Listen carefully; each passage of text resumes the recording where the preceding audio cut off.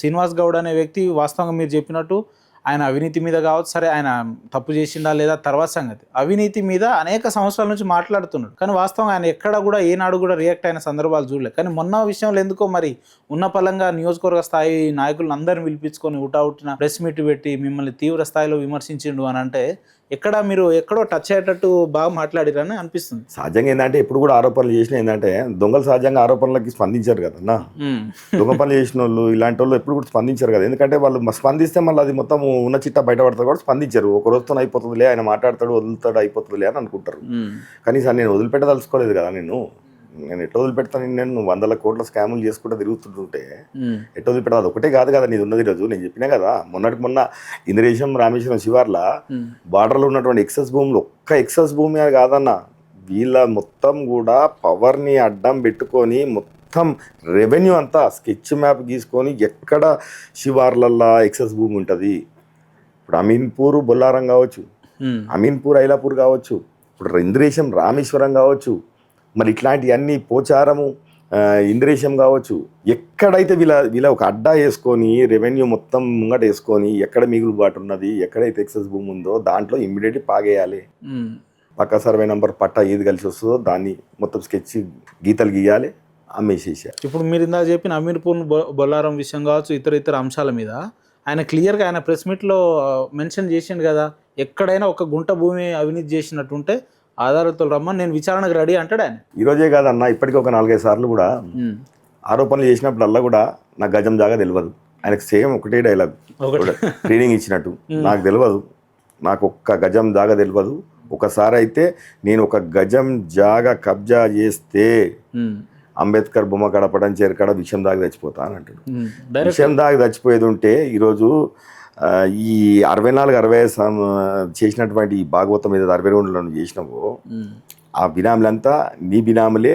ఒకరి మీద 20 ప్లాట్లు, 15 ప్లాట్లు, 30 ప్లాట్లు, అవి అన్నీ కూడా వాళ్ళ పేరు మీద పెట్టినావు. అవన్నీ ఈడీ అటాచ్ అయింది, నీ బినాముల కింద ఈడీ అటాచ్ చేసింది. అదే కాకుండా ఈడ హుడా లేఅవుట్ చక్రపూర్ కాలనీలో 152, 153 సర్వే నెంబర్లో హుడా లేఅవుట్, అది 1980s అయిన లేఅవుట్, అందులో 200 ఫీట్ల హుడా లేఅవుట్ రోడ్ ఉంది, హుడా రోడ్ ఉంది.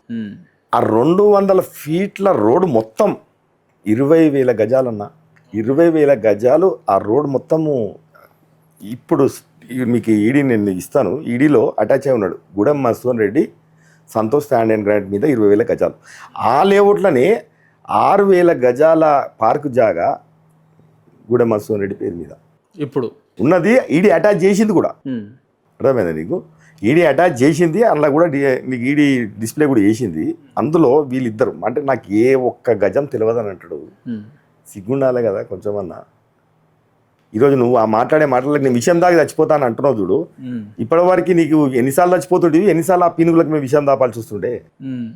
అంటే మనిషి ఒక అబద్ధాన్ని ఎంతో అలా పిహెచ్డీ చేసినట్టే అబద్ధాన్ని చాలా స్పష్టంగా, అసలు ఎవడు కూడా పక్కనోడు కూడా మనం పడవద్దు, ఆ విధంగా అబద్ధం ఆడతాడు. గజం జాగాని మాట్లాడుతున్నావు. ఈరోజు ఈడీ అటాచ్ చేసిన దాంట్లో ఒకసారి చూడండి, నాకు తెలిసి ప్రపంచంలో 4,000 మంది శాసనసభ్యులు ఉన్నాడు, 4,000 పైచిలకు శాసనసభ్యులు ఉన్నాడు మొత్తం మన దేశంలో 4,000 పైచిలకు శాసనసభ్యులు ఉన్నారు. 1,00,000 గజాల డాక్యుమెంట్ నాకు తెలిసి బహుశా ఏ శాసనసభ్యులు పేరు ఉండకుండొచ్చు. 1,00,000 గజాల ఒకటే డాక్యుమెంట్. ఇప్పుడు నా దగ్గర ఉన్నటువంటి ఆస్తులాన్ని కలిపితే 1,00,000 కావచ్చు, అది వేరే విషయం. కానీ ఒక్క సింగిల్ డాక్యుమెంట్ 1,00,000 గజాల డాక్యుమెంట్ ఉందంటే ఏ స్థాయిలో మనం దూషిస్తాం, ఏ స్థాయిలో. నేను నీకు ఆధారాలు చూపిస్తా, ఇప్పుడే ఇస్తానా, నేను ఆధారాలు ఇస్తా అంటున్నా. నేను ఆధారాలు లేకుండా ఏది మాట్లాడాడు కాటా సినిమా లైవ్ లో ఇప్పుడు చూపించగలుగుతారా? చూపిస్తా. ఇది 1,00,000 గజాల డాక్యుమెంట్. ఇక్కడ ఒకటే డాక్యుమెంట్. నేను అందరూ ఏదైనా అనుకోవచ్చు, ఆయన ఆస్తి అంతా కలిసి అన్ని అక్కడిక్కడ కలిసి 1,00,000 ఉన్నాయేమో అనుకోవచ్చు. నాలా కన్వర్షన్ చేస్తే కానీ నీకు అగ్రికల్చర్ ఆధారాలు ఎందుకు పట్టుకురమ్మన్నా అంటే, సహజంగా మీరు మాట్లాడితే అంతో ఎంతో నిజాలు ఉంటది. కానీ చాలా మంది ఏమనుకుంటారంటే ప్రత్యర్థి కదా కావాలని అట్లా రాయేస్తుండే. నేను మాట్లాడిన ప్రతి విషయం ప్రతి ఆరోపణ నేను ఆధారాలు చూపిస్తే ఇప్పుడు నీకు అంటున్నాను, నేను ఇప్పుడు నీ ముంగంటే ఇప్పుడు ఈ లైవ్లోనే క్లియర్ గా మాట్లాడుతున్నారు అంటే బాగా స్పిరిట్ తోటే మాట్లాడుతున్నారు మీరు. ఎందుకు తప్పుడు ఆలోచన చేయాల్సిన అవసరం నాకు లేదు. ప్రత్యర్థి నాకు ఉండొచ్చు, నేను రాజకీయంగా తెలుసుకుంటా ఆయనతోని. కానీ ఆయన చేసిన అవినీతి ఏదైతే నేను ఆరోపణలు చేసిందని నేను మధ్యలో పారిపోయాను కాదు కదా. సర్వే నెంబర్లతో సహా చెప్తున్నారంటే బాగానే స్టడీ చేస్తున్నట్టున్నారు. ఎంత స్టడీ చేసినా నిరంతరం 10 సంవత్సరాలు 15 సంవత్సరాల సంది ఆయన మీద ఆయన అవినీతి మీదనే పోరాడుతూనే ఉన్నా నేను.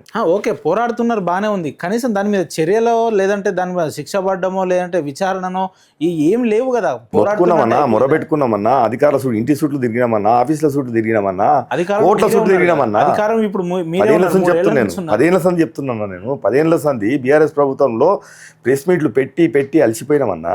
అధికారుల చుట్టూ తిరిగి అలసిపోయినా. ఇప్పుడు ఏమైంది అంటున్నా ముఖ్యమంత్రి ఈరోజు జరుగుతున్నాయి కదా. ఇప్పుడు మైనింగ్ ఉంది, మైనింగ్ నువ్వు తవ్వకాలు చేస్తున్నావు. ఆ రోజు చెప్పినప్పుడు ఎవరు పట్టించుకోలేదు. ఇవాళ రాష్ట్రంలో మైనింగ్ తవ్వకాలు ఒక మైపాల్ రెడ్డి చేస్తున్నాడా? చేస్తుండొచ్చు, 600-700 మంది చేయొచ్చు.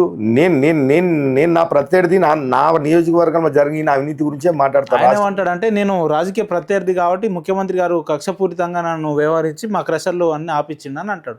నీ ఏడుపు నువ్వు ఏడవాలి, పక్కన ఏడుపు నీకేమవసరము? ఓకే, నీ సంగతి నువ్వు చూడాలి. ఎవడో దొంగతనం చేసి నేను కూడా దొంగతనం చేసిన, వాడు చేసి నేను చేసినట్టు ఎట్లయితుంది? నువ్వు చక్కగా ఉండాలి కదా. నీకు మార్చి నెలలో 2023లో నీకు క్లోజర్ ఆర్డర్ ఇచ్చిర్రు. నువ్వు అవినీతి చేసినావు, నువ్వు ఎంక్రోచ్మెంట్ అయినావు. నీకు కేటాయించిన దానికంట నీకు 4.2 హెక్టార్స్ నీకు కేటాయిస్తే 3 హెక్టార్లు నువ్వు ఇంకా అదనపుగా నువ్వు తవ్వుకున్నావు. దాదాపుగా 10 ఎకరాలు నువ్వు ఎక్కువ తవ్వుకున్నావు. కాబట్టి నువ్వు క్లోజర్ ఆర్డర్, నువ్వు ఎక్సెస్ తవ్వినావు కాబట్టి క్లోజర్ ఆర్డర్ నీకు ఇచ్చిర్రు. అది అప్పుడు ప్రభుత్వం ఓడుతున్నది, మీ ప్రభుత్వం ఏముంది కదా. ఈరోజు హరీష్ రావు గారి మంత్రి ఉన్నారు కదా, మీ ప్రభుత్వం ఏముంది కదా. ఆ రోజు ఎమ్మెల్యే మీరే ఉన్నారు కదా. మరి ఆ రోజు ఇచ్చినప్పుడు మీరు ఎందుకు దాన్ని క్లోజ్ చేయలేదు? మళ్ళీ ఈరోజు ఏదో మాట్లాడుతారు, శుద్ధపూస మాటలు అందరూ మాట్లాడుతారు, కానీ మళ్ళీ ఆ రోజు ఎందుకు క్లోజ్ చేయలేదని అడుగుతున్నాను నేను. మీరు క్లోజ్ చేసి ఉంటే ఈరోజు ఈ పరిస్థితి ఉండేది కాదు కదా. అంటే మా ప్రభుత్వం ఉంది, మేము ఏ విధంగా చేసినా కానీ, ఎంత చదువుకున్నా కానీ అడ్డం వచ్చేటోడు ఎవరు లేడనే కదా మీ ధైర్యం. అంటే మీరు ఏ స్థాయిలో మీరు అవినీతి చేసిన ఉంటే, మీరు ఏ ధైర్యంగా మీరు అవినీతి చేసిన ఉంటే